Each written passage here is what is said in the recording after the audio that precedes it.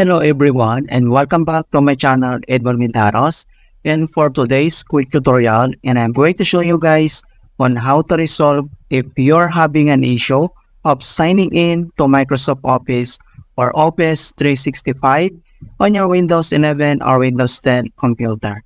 And without further ado, and let's go ahead. So all you have to do is open up on a search menu, and then dito ay kailangan mo lang i-type yung control panel. And then click mo lang dito yung open. And then next step ay dito lang sa taas makikita mo dito yung category. And then i-click mo lang itong arrow na yan. And then select mo lang dito yung large icons para makita mo lahat yung settings. So click lang natin yan.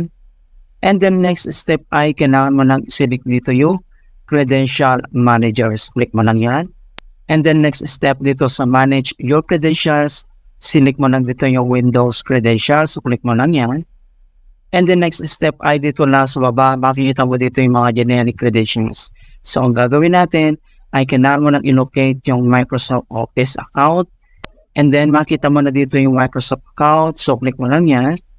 And then next step ay kailangan lang natin itong i-remove. So click mo lang itong remove. Ayan, so ang next solution na pwede natin gawin. So dito lang ulit sa search menu. And then kailangan mo lang i-type yung registry editor. And then click mo lang dito yung open. If you receive user account control, and then click mo lang tong yes. And then dito sa registry editor, before you proceed, so I will suggest and recommend to create a backup file. So anything go wrong, you can restore back. In order to create backup files, so ang gagawin natin, dito lang sa taas, select mo lang dito yung file. And then select mo lang dito yung export. And then next step, pop up tong export registry file.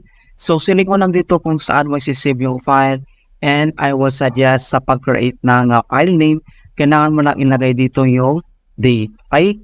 And then next step, click mo lang tong save.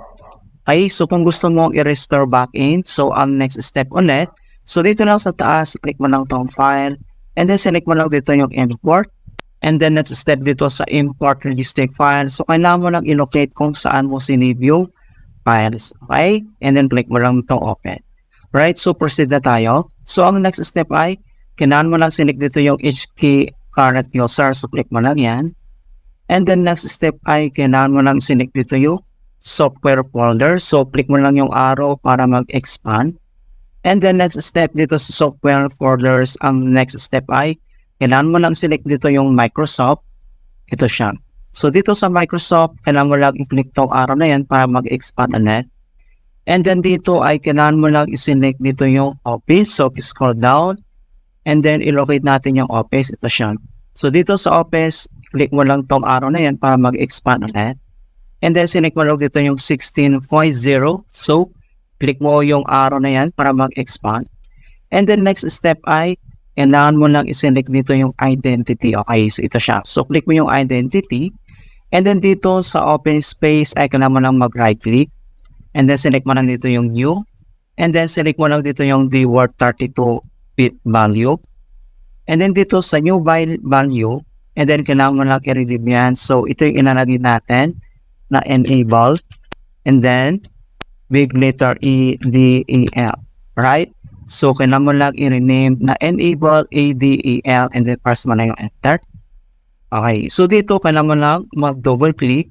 And then dito sa kanyang editor 32-bit value, ang ilalagay mo dito sa value data ay 0. Okay? And then click mo lang tong okay. Alright? So ang next step ay close lang natin tong registry editor. So close natin. And then next step, dito lang sa start menu. And then click mo lang dito yung restore. Ayan. So ganoon lang po ka-simply on how to fix error code 135.011 in Microsoft Office.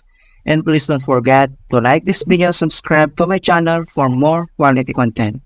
Thank you guys, and see you in my next tutorial.